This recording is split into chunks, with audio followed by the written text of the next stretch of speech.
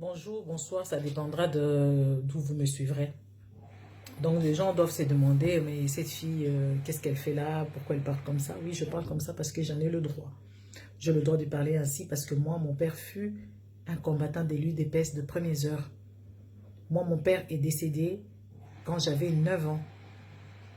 Donc, à mes 6 ans, 7 ans, 8 ans, je connaissais déjà la CNRI, je connaissais le SND, je connaissais le parti État. Parce qu'il était poursuivi tout le temps, tout le temps, tout le temps, on devait déménager. Et c'est fut un intellectuel, c'était pas... c'est fut un intellectuel qui travaillait à l'SNCZ.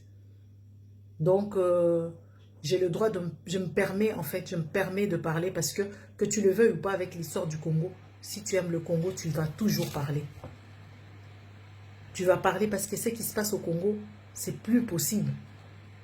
Si on se tait, c'est comme si on était complices. Regardez aujourd'hui, il y a le virus Corona, cette pandémie qui fait peur à tout le monde. Le président de la République a décrété, a pris des mesures sur le coronavirus. C'est bien beau. Mais sans dire combien d'argent il allait injecter pour indemniser, pour aider la population ne fût-ce qu'avec le manger. Dès qu'il a dit que les frontières doivent être fermées, les choses ont flambé fois 5. Les farines ont flambé. Tous les vivres de première nécessité, ça a flambé. Et pour un pays qui se respecte, c'est des choses qu'il fallait calculer, c'est des choses qu'il fallait faire. Chez nous, on exporte tout. Au Congo, on exporte tout. La Zambie a fermé ses frontières. Et en plus de ça, la Zambie s'est permis de violer le sol congolais, de violer les eaux congolais, de violer le ciel congolais. Et ce président ne dit rien. Monsieur le président ne dit rien. Comme d'habitude. À la fin, tout le monde peut venir nous violer, violer nos terres, violer nos eaux, violer notre ciel. Personne ne dira rien. Et je me demande, où est le ministre de l'Intérieur? Où il est? C'est qui ce monsieur? Et c'est maintenant ce monsieur de Zoé, l'incompétent de gouverneur, qui va aller parler avec le gouvernement zambien. Est-ce que c'est comme ça que les choses devraient se passer? C'est comme ça que les choses doivent se passer. Vous mettez où le Congolais? Tout le combat que les gens ont combattu, c'est pour voir une famille qui s'en met plein les poches et que le peuple meurt. S'il vous plaît, quand même, soyons quand même des êtres humains. Vous avez pris des mesures sans voir les conséquences. Aujourd'hui, les conséquences, tout a flambé. Tout a flambé. Et les gens se demandent comment ils vont faire avec le loyer. Mais s'ils ne payent pas le loyer, et ces gens-là qui perçoivent leur loyer, peut-être c'est leur source de revenus. C'est rien que ça. Ça doit être des veuves, ça doit être des gens qui ont leur famille qui doivent nourrir avec l'argent de ce loyer-là.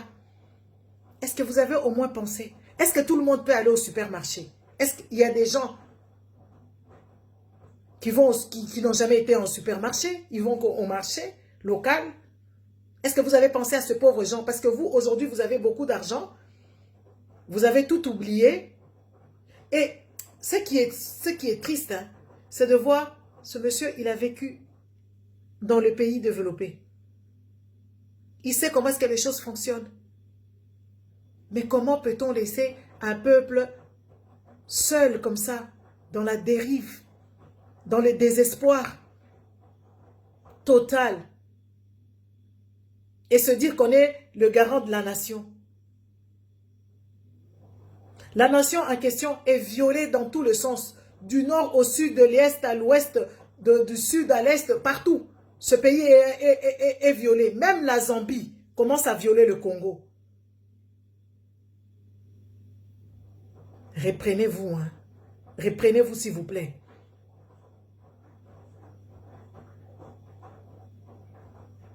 Parce que c'est plus possible. Les gens, ils ne supportent plus ça. Le peuple qui n'a pas mangé, les peuples n'aura pas d'oreille. Ça va mal se passer. Vous vous rappelez en 1990, comment les choses étaient allées? Vous vous rappelez de ça? Vous vous rappelez des événements malheureux qui se sont passés? Parce que tout le monde est en train d'aller là-bas au Katanga, commencer à prendre, à devenir mining. Vous savez, il faut faire très attention, mes frères. Il faut faire très attention parce que quand il y a les petits messieurs là je ne sais pas, qui vont se réveiller, ça va être très, très grave. Ça sera très grave.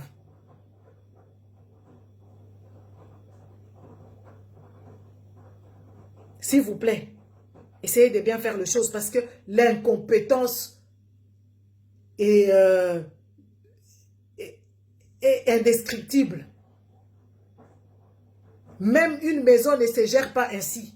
Une maman doit être à la cuisine, à la buanderie, au même moment, au devoir des enfants, au même moment, en gérant ses factures, en même temps. Mais c'est comme ça qu'un pays doit fonctionner. Vous parlez du coronavirus, oui, c'est bien beau, mais vos frontières. Et les gens qui sont sortis, parce que les frontières, les gens, ils vont le matin, ils reviennent le soir, ou ils reviennent le lendemain. Donc ces gens-là doivent être bloqués à Brazza, ou en Zambie, ou je ne sais pas, au Rwanda. Ils seront bloqués parce que vous avez décidé de fermer les frontières. Est-ce que vous avez pensé à ces populations? Vous avez pensé à ces gens-là? Parce que les autres pays qui ont décrété ces mêmes mesures, ils sont en train de prendre des avions pour rapatrier leurs ressortissants. Et vous, qu'est-ce que vous faites? Qu'est-ce que vous faites? Qu'est-ce que vous avez prévu?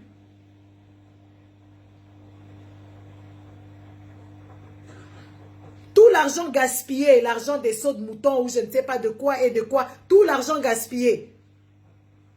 Il fallait injecter ça dans les hôpitaux, dans la santé. À cette heure, on allait peut-être être paisible. Peut-être on pouvait avoir même 200, 300 respirateurs. Et aujourd'hui, on n'a rien. Les hôpitaux sont pourris. Et vous demandez aux gens d'aller se soigner là-bas. Comme si, quand on arrive comme ça, je dis, ouais, moi j'ai coronavirus, on te passe là-bas, on commence à te soigner. C'est comme ça que ça se passe dans ce pays-là. Mais les gens, quelqu'un peut mourir pour $1. Et vous voulez nous rendre mendiants. Et Fali arrive avec son idée débile. Je trouve ça débile. De commencer à demander aux gens l'argent, de faire la charité. Le peuple congolais, le peuple congolais n'est pas mendiant. Nous ne sommes pas des mendiants, nous avons nos ressources, on peut se prendre en charge. Mais sauf que le gouvernement doit commencer à organiser les choses et faire les choses correctement et doit se prendre au sérieux. Parce que le gouvernement qui ne se prend au sérieux. Et alors, les gens veulent commencer à faire des appels de fonds de partout. Pourquoi? Parce qu'on a toujours cet esprit-là de l'article 15, de débrouillez-vous. On est fatigué, on en a marre de se débrouiller ainsi. On est fatigué. Et on commence à demander, et c'est de là on verra les gens qui ont déjà volé dans la caisse de l'État venir avec leurs dons. Pourquoi vous volez? Et le président nous dit qu'il ne va pas fouiller dans le passé. Et les gens sont en train encore de voler, encore de faire des détournements. Donc on ne va pas fouiller dans le passé. Mais c'est quoi ces dirigeants? C'est quoi ce gouvernement? C'est quoi ce garant de la nation? Hein? Nos eaux sont violées là-bas. Par la Zambie. Nos terres violées. Notre espace aérien violé. Et c'est Zoé, l'incompétent, je le redis, l'incompétent qui va aller négocier avec le gouvernement zambien. Dans quelle langue il va parler? En anglais? En français? Avec quel droit? Avec quelle loi? Avec quel titre? De gouverneur? Où il est en train d'abattre toutes les maisons des gens sans les indemniser? Et le président est là, il dit bon. C'est quoi ça comme histoire? Il faut arrêter ce genre de choses. Prenez vos responsabilités. Parce que prenez vos responsabilités. Comme ça, vous allez prendre en charge le peuple. Ce peuple-là est fatigué. Ce peuple-là est meurtru. Hein? Quand les gens de la diaspora parlent, ils ne parlent pas pour parler. Ils regardent, ils comparent. Et nous, on a tout ce qu'il nous faut. On a tout ce qu'il nous faut. Ils sont en train de faire le plan pour, dans quelques années, qui est seulement des voitures électriques. Avec quelle matière? La matière qui viendra du Congo. Hein? On a le bois. On a toutes ces choses-là. On a même l'oxygène à gogo qu'il faut revendre à le pays les pays industrialisés. Mais tout ça, la matière n'y est pas. Mais je me demande, il faut retourner à l'école, il faut retourner sur le banc de l'école. Comme ça, on va vous apprendre toutes ces choses-là. Hein? C'est quoi un enfant qui a baigné dans la politique qui ne sait rien? C'est quoi ça? C'est révoltant, même si on n'a pas envie de parler. Quand on est congolais, quand on a l'amour de son pays, on va parler. Et entre-temps, vous prenez tous les marchés, vous les octroyez aux étrangers.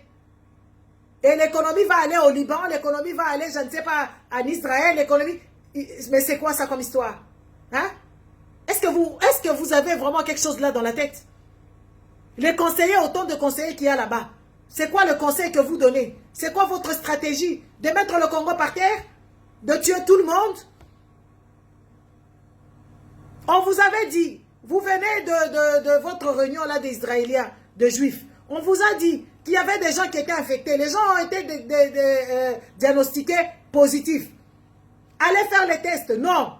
Et vous allez commencer à nous ramasser des petits messieurs pour nous dire, présentez-nous les 14 messieurs qui sont infectés ou les 14 personnes qui sont infectées de cette maladie. Hein? Présentez-le nous, parce que nous savons d'où ces gens-là, où ils sont. C'est toutes ces personnes-là qui déambulent avec le chef de l'État dans son avion, qui sont partis ramasser la maladie là-bas aux États-Unis. On vous a prévenu. Ils ont fait des appels de dire que les gens qui ont participé à cette conférence devraient aller se faire diagnostiquer. Et vous n'êtes pas parti parce que vous vous croyez invincible. Et vous vous croyez puissant. Parce que vous avez beaucoup volé et que vous êtes devenu millionnaire. Hein? Présentez-nous ces 18 ou 14 personnes dont vous nous dites tout le temps. Ils sont où? Parce que vous êtes en charge du monsieur là, qu'on a ramassé je ne sais où là, qui n'a pas de cerveau.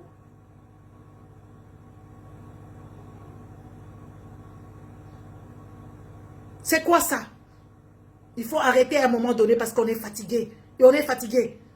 Et cette histoire, j'ai pris tout le jour, je demande à Dieu de faire grâce. De voir vraiment comment est-ce que ce peuple est en train de souffrir depuis des années et des années. Ce peuple continue à vivre dans la souffrance, de nous épargner avec cette maladie. Que cette pandémie ne se propage pas autant au Congo.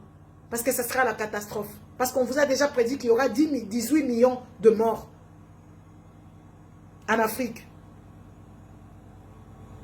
S'il vous plaît, hein?